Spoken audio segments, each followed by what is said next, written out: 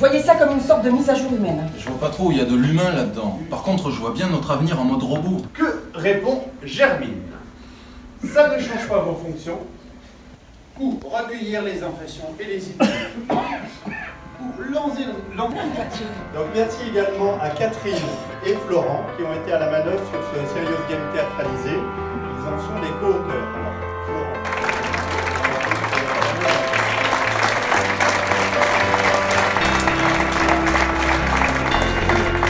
L'objectif de la soirée aujourd'hui sur cette transition numérique et notamment avec le Serious Game, c'était de montrer notre double ADN.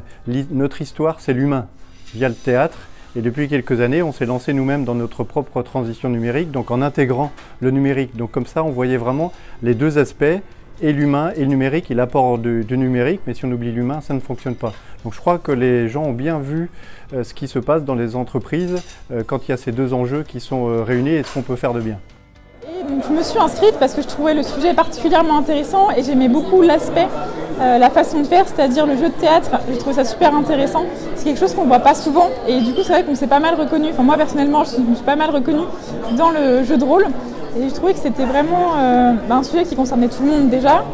Et puis ça permet de voir aussi les deux côtés. Moi étant dans le digital, forcément j'ai plus vu l'avantage digital, mais c'est vrai que j'ai aussi entendu le contraire avec les gens qui ne sont pas du tout dans le digital. Donc je trouvais que c'était vraiment intéressant et puis ça amène les personnes à se poser des questions sur l'intérêt du digital au sein d'une entreprise.